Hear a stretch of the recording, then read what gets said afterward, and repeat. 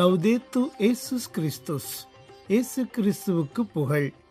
தமிழ் கூறும் நல்லுலகில் வாழும் அனைத்து அன்புள்ளங்களுக்கும் வத்திக்கான் வானொலியின் வணக்கம். இறைவன் உங்கள் உள்ளத்தையும் இல்லத்தையும் தன் அன்பாலும் அருளாலும் அமைதியாலும் இன்றும் என்றும் நிரப்புவாராக.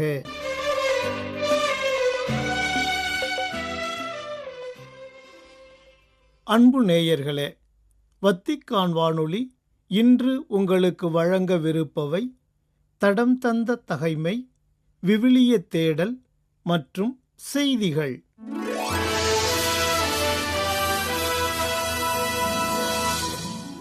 தடம் தந்த தகைமை. இழிவுற்று தப்பி ஓடிய லீசியா.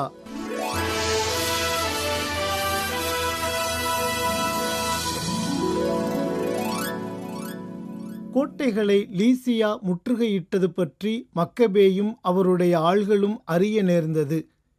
அப்பொழுது இஸ்ரவேலை மீட்க ஒரு நல்ல வானதூதரை அனுப்புமாறு அவர்களும் எல்லா மக்களும் அழுது புலம்பி மன்றாடினார்கள். மக்கபே தாமே முதலில் படைக்கலம் எடுத்து கொண்டார். தங்கள் உறவின் முறையினருக்கு உதவி புரியும்படி மற்றவர்களும் தம்மோடு சேர்ந்து தங்கள் உயிரை பணயம் வைக்குமாறு தூண்டினார். அவர்களும் விருப்புடன் ஒன்றாகச் சேர்ந்து முன்னேறிச் சென்றார்கள். அவர்கள் எருசலேமுக்கு அருகில் இருந்தபோதே வெண்ணாடை அணிந்து பொன் படைக்கலங்களை சுற்றி கொண்டிருந்த குதிரை வீரர் ஒருவர் அவர்களது தலைக்கு மேல் தோன்றினார். அப்போது அவர்கள் அனைவரும் இணைந்து இரக்கமுள்ள கடவுளை போற்றினார்கள். அவர்கள் எத்துணை ஊக்கமடைந்திருந்தார்கள் என்றால், மனிதரை மட்டுமல்ல, கொடிய காட்டு விலங்குகளையும் இரும்பு மதில்களையுமே தாக்கும் அளவுக்கு துணிந்திருந்தார்கள். விண்ணக இறைவனாகிய ஆண்டவர் அவர்கள் மீது இரக்கம் கொண்டு அவர்களுக்கு துணை செய்யவே அவர்கள் போரில் முன்னேறிச் சென்றார்கள். அவர்கள் சிங்கங்களைப் போல தங்கள் எதிரிகள் மீது சீறி பாய்ந்து அவர்களுள் 11,000 காலாட்படையினரையும் 1,600 குதிரை படையினரையும் கொன்றார்கள். எஞ்சியிருந்த அனைவரையும் புறமுதுகு காட்டி ஓடச் செய்தார்கள். அவர்களுள் பலர் காயமடைந்து படைக்கலங்களை இழந்து தப்பிச் சென்றார்கள். லீசியாவும் இழிவுற்று தப்பியோடினான்.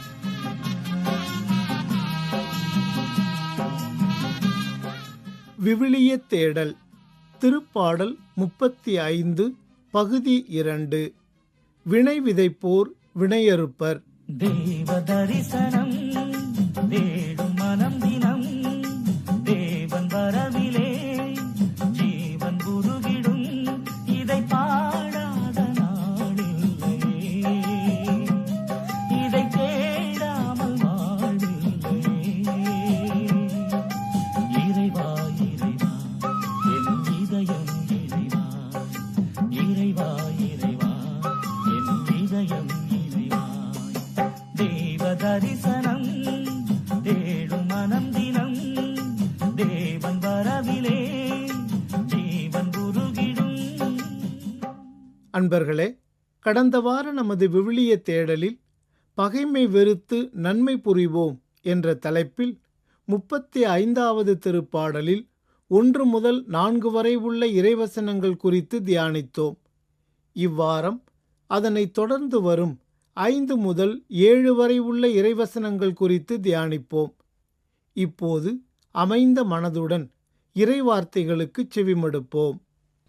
ஆண்டவரின் தூதர் அவர்களை விரட்டியடிக்க காற்றில் பறக்கும் பதர் போல அவர்கள் சிதறட்டும். ஆண்டவரின் தூதர் அவர்களை துரத்திட அவர்கள் வழி இருளும் சறுக்கலுமாகட்டும். ஏனெனில் காரணமின்றி எனக்கு கண்ணி வைத்தனர், காரணமின்றி எனக்கு குழி தோண்டினர். அன்பர்களே, இந்த 2 இறைவசனங்களிலும் தாவீது அரசர் 2 காரியங்கள் குறித்து பேசுகிறார். முதலாவதாக, ஆண்டவரின் தூதர் அவர்களை விரட்டியடிக்க காற்றில் பறக்கும் பதர் போல அவர்கள் சிதறட்டும் என்கின்றார். இதே கருத்தை பொல்லார் அப்படியில்லை, அவர்கள் காற்று அடித்துச் செல்லும் பதரை போல் ஆவர். பொல்லார் நீதி தீர்ப்பின் போது நிலை நிற்க மாட்டார், பாவிகள் நேர்மையாளரின் மன்றத்தில் இடம்பெறார் என்று முதல் திருப்பாடலில் 4வது இறைவசனத்தில் வெளிப்படுத்துகிறார். பதர் என்ற வார்த்தை குறித்து நாம் பலமுறை கேள்விப்பட்டுள்ளோம். நீ பதர் போன்றவன், அதாவது எதற்கும் தகுதியில்லாதவன் என்ற அர்த்தத்திலும் இந்த வார்த்தை பயன்படுத்தப்படுகிறது. பதர் என்பது கருக்காய். இது நெல் போலவே தோன்றும், ஆனால் உள்ளே அரிசி இருக்காது. ஆதலால் லேசாக இருக்கும். அறுவடைக்கு பின்பு களத்து மேட்டில் கொட்டியுள்ள நெல்லை தொழிலாளர்கள் முறங்களில் அள்ளி தலைக்கு மேலே தூக்கி முறத்தை சாய்த்து குலுக்க குலுக்க கனமான நெல் காலடியில் குவியும். பதரோ காற்றில் பறந்து தொலைவில் போய் விழும். இப்படி நெல் ஓரிடத்திலும் பதர் வேறிடத்திலுமாக பிரிந்துவிடும் என்று பதர் என்ற வார்த்தை குறித்து விக்ஷனரி இணையதளம் தெரிவிக்கிறது. பல்லார் முனிய பயனில சொல்லுவான் எல்லாரும் எல்லப்படும் என்ற குறள் வழியாக வள்ளுவர் பெருந்தகையும் மனித வாழ்வில் பதர் போன்றவர்கள் யார் என்பதை எடுத்து காட்டுகின்றார். விரும்புவோர் விரும்பாதோர் என கேட்போர் அனைவரும் வெறுக்கும்படியான பயனற்ற கருத்துக்களை விரிவாக பேசுபவன், நண்பன் பகைவன் என பாகுபாடின்றி அனைவராலும் இகழப்படுவான். அப்படி பல காலம் விரித்துரைக்கும் அவனது வெற்றுரையால் அவன் பெற்ற புகழ் பெருமைகள் அனைத்தும் படிப்படியாக நீங்கி மனிதனாக மதிக்கப்படாமல் மனிதருள் பதர் என்றே உணர்த்தப்படுவான் என்பதே இக்குறளுக்கு விளக்கமாக அமைகிறது. ஆக இதன் அடிப்படையில் தனது எதிரிகள் அனைவரும் பதர் போன்று பறந்து போய்விட வேண்டுமென்றும் பயனற்று அவர்கள் ஒன்றுமில்லாமல் ஆகிவிட வேண்டுமெனவும் தாவீது அரசர் விரும்புகின்றார். ஆண்டவரின் தூதர் அவர்களை துரத்திட அவர்கள் வழி இருளும் சறுக்கலும் ஆகட்டும் என்கிறார். தீயவர்களும் பொல்லாதவர்களும் கடவுளுக்கு எதிரானவர்களும் எப்போதும் தெரிந்து கொள்வது இருள் நிறைந்த வழிகளைத்தான். மேலும் அவர்கள் தீவினை செயல்களால் சறுக்கி விழுந்து மடிவதும் அந்த இருளில்தான் என்பதை நமது அன்றாட வாழ்வில் நாம் கண்டுணர்கின்றோம். இதனை மனதில் கொண்டே சிலர் காரிருளிலும் சாவின் நிழலிலும் கிடந்தனர், விலங்கிடப்பட்டு துன்பத்தில் உழன்றனர். ஏனெனில் அவர்கள் இறைவனின் கட்டளைகளை எதிர்த்து நின்றனர், உன்னதரின் அறிவுரைகளை புறக்கணித்தனர் என்று இருள் நிறைந்த வாழ்வில் தீயவர்களுக்கு நிகழும் அழிவு குறித்து எடுத்துரைக்கும் தாவீது அரசர், இருளில் ஒளியென அவர்கள் நேர்மையுள்ளவரிடையே மிளிர்வர், அருளும் இரக்கமும் நீதியும் உள்ளோராயிருப்பர் என்று கூறுவதன் வழியாக கடவுளை நம்புவோருக்கு ஒளி நிறைந்த வாழ்வில் கிடைக்கும் நற்கொடைகள் பற்றியும் எடுத்து காட்டுகின்றார். வாழ்வு வழங்கும் வல்ல தேவன் மரபு எண்ணிலே வசந்தம் என்றும் வசந்தம் எந்தன் வாழ்வு தன்னிலே வானதேவன் வார்த்தை இங்கு வடிவமானதே வானும் மண்ணும் அழிந்த பின்னும் வாழும் எண்ணிலே ஒளியே ஒளியே உலகில் ஒளியே உயிரே உயிரே உயிரில் உயிரே உம்மை பாடாத நாளில்லையே உம்மை தேடாமல் வாழ்வில்லையே இறைவா இறைவா என் இதயம் இதன் காரணமாகவே இயேசுவும் மக்களை பார்த்து, தீங்கு செய்யும் அனைவரும் ஒளியை வெறுக்கின்றனர், தங்கள் தீச்செயல்கள் வெளியாகிவிடும் என அஞ்சி அவர்கள் ஒளியிடம் வருவதில்லை. உண்மைக்கேற்ப வாழ்பவர்கள் ஒளியிடம் வருகிறார்கள். இதனால் அவர்கள் செய்யும் அனைத்தையும் கடவுளோடு இணைந்தே செய்கிறார்கள் என்பது வெளியாகும் என்றும் உலகின் ஒளி நானே, என்னை பின்தொடர்பவர் இருளில் நடக்க மாட்டார், வாழ்வுக்கு வழிகாட்டும் ஒளியை கொண்டிருப்பார் என்றும் கூறுகின்றார். 1965 போர் சிறப்பு ஆபரேஷனில் சறுக்கிய பாகிஸ்தான் இந்தியா சுற்றி வளைத்தது எப்படி என்ற கட்டுரை ஒன்றை இணையத்தில் நான் வாசித்தேன். அதாவது 1965 ஆண்டு செப்டம்பர் 6 மற்றும் 7 தேதிக்கு இடைப்பட்ட இரவில் பாகிஸ்தானின் P-57 விமானம் இந்திய நிலைகள் மீது குண்டு வீச புறப்பட்ட போது 3 C-130 ஹெர்குலிஸ் சரக்கு விமானங்களும் அதை பின்தொடர்ந்து இந்திய எல்லையை நெருங்கின. ஒவ்வொரு விமானத்திலும் சிறப்பு படைக்குழுவின் 60 சிறப்பு படைப்பிரிவினர் இருந்தனர்.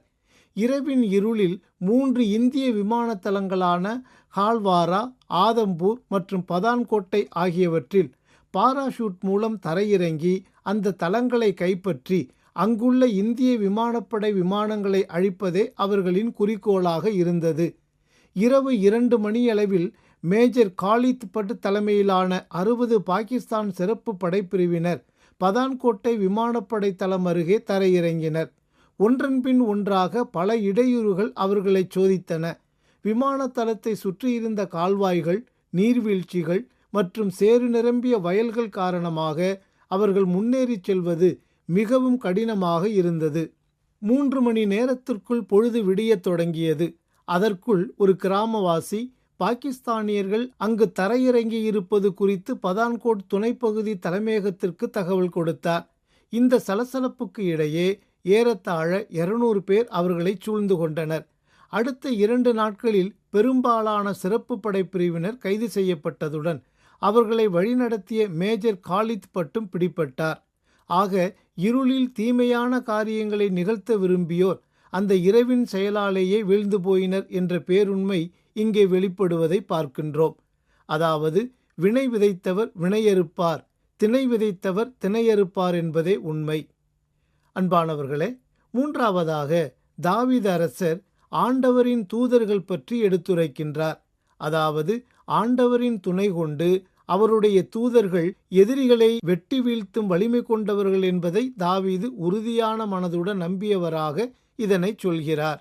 அன்றிரவு ஆண்டவரின் தூதர் புறப்பட்டுச் சென்று அசீரியரின் பாளையத்தில் 180,000 பேரை கொன்றார். மக்கள் காலையில் எழுந்தபோது அங்கு அனைவரும் செத்து பிணமாய் கிடந்ததை கண்டனர் என்று 2ஆம் அரசர் நூலிலிருந்து ஒரு நிகழ்வை நாம் வாசிக்கின்றோம். இதனை மனதில் கொண்டவராக ஆண்டவரின் தூதர் துணை கொண்டு தனது எதிரிகள் இல்லாதொழிக்கப்படுவர் என்று நம்பிக்கை கொள்கின்றார் தாவீது அரசர். பொதுவாக பழைய ஏற்பாட்டின் தொடக்க நூல் தொடங்கி புதிய ஏற்பாட்டின் திருவழிபாடு நூல் வரை இறைவனின் தூதர்கள் பற்றிய செய்திகள் அதிகம் விரவி கிடக்கின்றன. குறிப்பிட்டு சொல்ல வேண்டுமெனில் பழைய ஏற்பாட்டில் வரும் தோபித்து நூலில் வானதூதர் ரபேலின் பேருதவியையும் வழிநடத்துதலையும் பார்க்கின்றோம். அதனால்தான் காவல் தூதர்களுக்கு ஆண்டுதோறும் சிறப்பு விழா எடுக்கின்றோம். அன்பர்களே, கடவுளுக்கு பிரமாணிக்கம் உள்ளவர்களாக நாம் வாழும்போது அவர் தனது வானதூதர் வழியாக நமக்கு தீவினை செய்வோரை அழித்தொழித்து நம்மை காப்பாற்றுவார் என்பதை உறுதியாக நம்புவோம். மேலும் அவரை மட்டுமே நமது பாதுகாப்பும் கேடயமுமாக கொண்டு வாழ்வதற்கான அருள் வரங்களை ஆண்டவர் இயேசு நமக்கு வழங்கிட இந்நாளில் மன்றாடுவோம். அன்பிற்காக ஏங்கும் எந்த ஆசை ஓய்ந்திடும், அழிவில்லாத அன்பின் நேசம் அரவணைத்திடும். நினைவிலாடும் நிழல்கள் யாவும் நிஜங்களாகிடும், நீங்கிடாமல் நிறைவின் நேசம் இதமும் தொடர்ந்திடும். ஒளியே ஒளியே உலகில் ஒளியே, உயிரே உயிரே உயிரில் உயிரே, உம்மை பாடாத நாளில்லையே, உம்மை தேடாமல் வாழ்வில்லையே.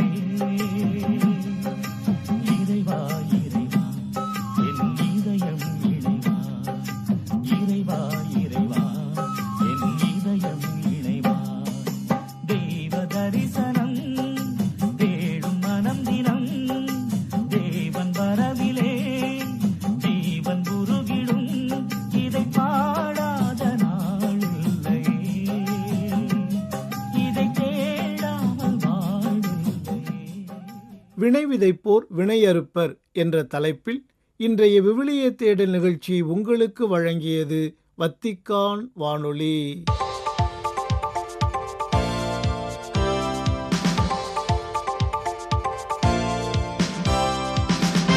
செய்திகள். கடந்த 2025ஆம் ஆண்டுக்கான அமைதிக்கான நோபல் பரிசை பெற்ற வெனிசுலா அரசியல்வாதியும் மனித உரிமை ஆர்வலருமான மரியா கொரினா மச்சோடாவை திருப்பீடத்தில் சந்தித்து உரையாடினார் திருத்தந்தை 14ஆம் லியோ. அமெரிக்க இராணுவ நடவடிக்கையின் போது வெனிசுலாவின் முன்னாள் அரசுத் தலைவர் நிக்கோலஸ் மதுரோ அவர்கள் கைது செய்யப்பட்டதைத் தொடர்ந்து அந்நாட்டில் நிலவி வரும் பெரும் அரசியல் எழுச்சிகளுக்கு மத்தியில் இந்த சந்திப்பு நிகழ்ந்துள்ளது. மதுரோவின் நீண்டகால எதிர்ப்பாளரும் வெண்டே வெனிசுலா கட்சியின் தலைவருமான மச்சாடோ அவர்கள் நாடு கடத்தப்பட்டு வாழ்ந்து வருகிறார். இப்போது அமெரிக்க அரசு தலைவர் டொனால்டு ட்ரம்ப் உட்பட அனைத்துலக தலைவர்களுடன் சந்திப்புகளில் ஈடுபட்டு வருகிறார். இந்த உரையாடலின் போது வெனிசுலாவின் நிலைமை குறித்து பலமுறை தனது ஆழ்ந்த கவலையை வெளிப்படுத்திய திருத்தந்தை வன்முறையை விடுத்து மனித மற்றும் சிவில் உரிமைகள், நீதி, அமைதி மற்றும் தேசிய இறையாண்மையை மதிக்குமாறு அழைப்பு விடுத்தார். அனைத்துலக சமூகமும் வெனிசுலா தலைவர்களும் மக்களின் விருப்பத்திற்கு மதிப்பளிக்கவும் வலுக்குறைந்தவர்களை பாதுகாக்கவும் பல ஆண்டு நெருக்கடிக்கு பிறகு அமைதியான அரசியல் நிலை மாற்றத்தை நோக்கி பாடுபடவும் அவரிடம் வலியுறுத்தினார் திருத்தந்தை. நல் மேய்ப்பரின் அன்னை மரியா பிறரன்பு சபை பெண் துறவிகள் மால்டா மற்றும் போர்ச்சுகல் நாடுகளில் குடும்ப வன்முறை மற்றும் சமூக புறக்கணிப்பால் பாதிக்கப்பட்ட பெண்கள் மற்றும் குழந்தைகளுக்கு பாதுகாப்பு, நலவாழ்வு மற்றும் புதிய நம்பிக்கையை வழங்கி வருகின்றனர். தங்கள் நிறுவனர் புனித மேரி யுஃப்ரேசியா பெல்லிடேரின் ஆன்மீக பாதையில் பயணிக்கும் நல் மேய்ப்பர் சபை சகோதரிகள் பாதிக்கப்பட்டவர்களுக்கு பாதுகாப்பான புகலிடம், உளவியல் ஆதரவு மற்றும் வாழ்வாதார உதவிகளை வழங்கி வருவதன் வழியாக பாதிக்கப்பட்டவர்களின் மாண்பை மீட்டெடுப்பதில் தங்களின் நீண்டகால பணியை தொடர்ந்து அர்ப்பணிப்புடன் செய்து வருகின்றனர். மால்டாவில் நல் மேய்ப்பர் சபையின் இயக்குநராக அருள் சகோதரி டோரிஸ் சாலிபா 40 ஆண்டுகளுக்கு மேலாக பாதிக்கப்பட்டவர்களுக்கு பாதுகாப்பு, உணவு, ஓய்வு, மனநல ஆலோசனை, சட்ட உதவி மற்றும் வேலைவாய்ப்பு அல்லது வீட்டு வசதிக்கான ஆதரவு ஆகியவற்றை வழங்கி வருகிறார். மால்டா மற்றும் போர்ச்சுகல் ஆகிய இரு நாடுகளிலும் நல் மேய்ப்பர் சபை சகோதரிகள் எங்கு அன்பு அதிகம் தேவைப்படுகிறதோ அங்கே இருக்க வேண்டும் என்ற தங்களது வாழ்நாள் லட்சியத்தை வாழ்ந்து காட்டி வருகின்றனர். ஜனவரி 12 திங்களன்று திருத்தந்தை 14ஆம் லியோ அவர்களுடனான சந்திப்பை தொடர்ந்து காசா மற்றும் மேற்கு கரையில் கிழக்கு பாலஸ்தீன புலம்பெயர்ந்தோருக்கான ஐக்கிய நாடுகள் நிவாரண மற்றும் பணிமுகமையின் செயல்பாடுகளை தடுப்பதால் பேரழிவு தாக்கங்கள் ஏற்படும் என்று அதன் தலைவர் பிலிப் லசாரினி அவர்கள் எச்சரித்துள்ளார். வத்திக்கான் செய்திகளுக்கு வழங்கிய நேர்காணல் ஒன்றில் இந்த எச்சரிக்கையை விடுத்துள்ள லசாரினி அவர்கள், காசா, மேற்கு கரை மற்றும் கிழக்கு எருசலேமில் தீவிரமடைந்து வரும் மனிதாபிமானமற்ற நெருக்கடி நிலை, கல்வி, நலவாழ்வு மற்றும் அடிப்படை சேவைகளை வழங்குவதில் இவ்வமைப்பின் முக்கிய பங்களிப்பை குறித்த விவாதங்கள் முக்கியத்துவம் பெற்றிருந்ததாக கூறினார். காசாவின் குழந்தைகள் எதிர்கொள்ளும் பேரதிர்ச்சிகளை எடுத்துரைத்த அவர், கல்வியை தாமதப்படுத்துவது ஒரு தலைமுறை இழப்பை உருவாக்கும் என்றும் எதிர்கால தீவிரவாதத்தை தூண்டும் ஆபத்தை விளைவிக்கும் என்றும் எச்சரித்தார். அனைத்துலக ஊடகங்கள் 2 ஆண்டுகளுக்கு மேலாக அந்த பகுதிக்கு செல்வதற்கு தடை விதிக்கப்பட்டுள்ள நிலையில் காசா குறித்து தொடர்ந்து செய்திகளை வெளியிடுமாறு பத்திரிகையாளர்களை அவர் கேட்டுக்கொண்டார். ஒன்றிப்பு மற்றும் நம்பிக்கையின் செய்தியாக திருத்தந்தையின் ஆதரவை வரவேற்று தனது நேர்காணலை நிறைவு செய்த லசாரணி அவர்கள், அனைத்துலக சமூகம் இந்த அமைப்பினை புறக்கணிப்பதற்கு பதிலாக தீர்வின் ஒரு பகுதியாக பார்க்க வேண்டும் என்று வலியுறுத்தினார். ஈரானில் தொடர்ந்து இடம்பெற்று வரும் பொதுமக்களின் போராட்டங்களுக்கு இடையே குழந்தைகள் மற்றும் 11 வயதினர் கொல்லப்படுவதும் காயமடைவதும் குறித்த செய்திகள் தங்களுக்கு மிகுந்த கவலையை அளிப்பதாக யுனிசெஃப் நிறுவனம் தெரிவித்துள்ளது. மத்திய கிழக்கு மற்றும் வட ஆப்பிரிக்க மாநிலத்தின் யுனிசெஃப் நிறுவனத்தின் இயக்குனர் எட்வார்ட் பிக்வடர் அவர்கள், பாதிக்கப்பட்ட குடும்பங்களின் நிலை குறித்து நாங்கள் மிகவும் வருந்துகிறோம் என்றும் அவர்களின் துயரத்தில் நாங்களும் துணை நிற்கிறோம் என்றும் தெரிவித்துள்ளார். ஈரானிய அதிகாரிகள், போராட்டத்தில் ஈடுபடுபவர்கள், சமூகங்கள் மற்றும் குடும்பங்கள் என அனைவரும் குழந்தைகளை பாதுகாப்பதற்கு தேவையான அனைத்து நடவடிக்கைகளையும் எடுக்க வேண்டும் என்று கேட்டுக்கொண்டுள்ளார் பிக்வடர். இத்துடன் வத்திக்கான் வானொலியின் தமிழ் ஒலிபரப்பு நிறைவு பெறுகின்றது. தொடர்வது அதன் மலையாள நிகழ்ச்சிகள். உங்கள் செவிமடுத்தலுக்கு நன்றி. வணக்கம். வணக்கம்.